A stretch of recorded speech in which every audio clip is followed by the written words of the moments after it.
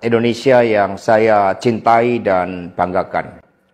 Cerita ini diawali pada tanggal 7 Mei 2024 ketika saya menghadiri pidato pemilu dan jalan kebudayaan yang disampaikan oleh Prof. Sulistyowati di UI. Di situ saya bertemu dengan Bapak Novel Baswedan, Pak Rocky Gerung, dan tokoh-tokoh civil society lainnya. Ketika saya bertemu dengan Mas Novel Baswedan, beliau menanyakan ke saya perlu konfirmasi apakah betul PDI Perjuangan yang memelopori perubahan Undang-Undang KPK yang mengkerdilkan KPK di dalam upaya pemberantasan korupsi. Saya katakan dengan tegas kepada Mas Novel Baswedan saat itu, inilah kalau ada hal-hal yang buruk oleh Presiden Jokowi selalu dilimpahkan kepada PDI Perjuangan dan juga Ibu Megawati Soekarno Putri. Tetapi ketika ada hal-hal yang positif selalu diambil oleh Presiden Jokowi tanpa menyisakan benefit bagi kepentingan PDI Perjuangan. Mengapa saya katakan seperti itu? Revisi Undang-Undang KPK termasuk kabar buruk yang disampaikan bahwa itu adalah ulah PDI Perjuangan. Sebagai Sekretaris Jenderal DPD Perjuangan, saya sampaikan kepada Mas Novel bahwa saya adalah sekjen yang sangat getol menjabarkan perintah Ibu Megawati Soekarno Putri bagaimana PDI Perjuangan memerangi korupsi. Karena itulah tuduhan bahwa revisi Undang-Undang KPK diarsiteki oleh PDI Perjuangan itu sangat salah. Saya ingat ketika saya bertemu dengan Presiden Jokowi di Istana Merdeka menjelang Mas Gibran dan Mas Bobi mau mencalonkan sebagai wali kota Solo dan wali kota Medan.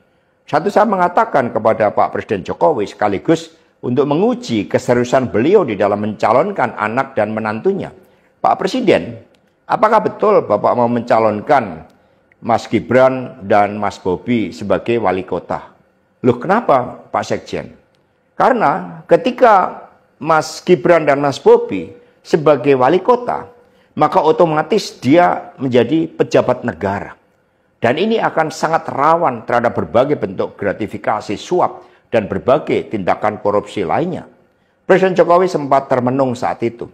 Dan kemudian dari situlah saya merasakan bahwa pertanyaan saya ini sangat mengusik perhatian dari beliau. Karena saya tegaskan bahwa ketika Mas Gibran dan Mas Bobi menjadi wali kota, maka dengan mudah akan terkena operasi tangkap tangan dari KPK dan juga aparat penegak hukum yang lain.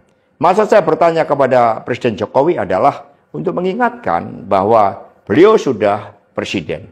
Buat apa kemudian anak-anaknya harus menjadi wali kota dan itu mengandung suatu risiko-risiko politik mengingat presiden juga berhadapan dengan begitu banyak pihak-pihak yang selalu mencoba berhadapan dengan Bapak Presiden.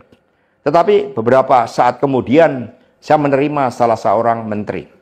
Dan beliau mengatakan kepada saya bahwa sudah mendapatkan arahan dari Presiden Jokowi untuk melakukan revisi Undang-Undang KPK. Saat itu dijelaskan berbagai pasal-pasal penting. Misalnya bahwa pimpinan KPK tidak otomatis bertindak sebagai penyidik. Kemudian ada beberapa pasal-pasal yang tidak memungkinkan bagi penyidik independen untuk bergabung ke KPK.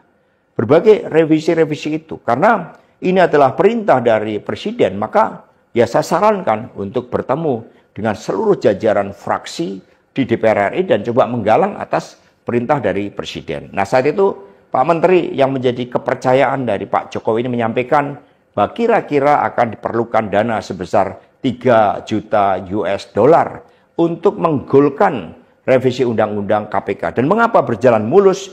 Karena Presiden Jokowi punya kepentingan untuk melindungi Mas Gibran dan Mas Bobi.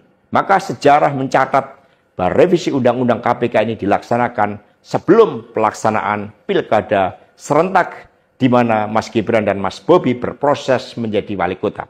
Maka ketika terpilih menjadi wali kota, amanlah dari berbagai persoalan hukum karena KPK sudah dilemahkan. Jadi dari keterangan saya, yang saya pertanggungjawabkan secara hukum, secara politik, yang saya pertanggungjawabkan di atas Tuhan yang Maha Kuasa tentang kebenaran pernyataan saya ini meskipun tanpa bukti rakyat Indonesia bisa mengetahui bahwa pelemahan KPK dilakukan oleh Presiden Jokowi, kemudian dampaknya dituduhkan kepada PDI Perjuangan. Ini jawaban buat Mas Novel Baswedan. Terima kasih, tegakkan kebenaran, Satyam, Eva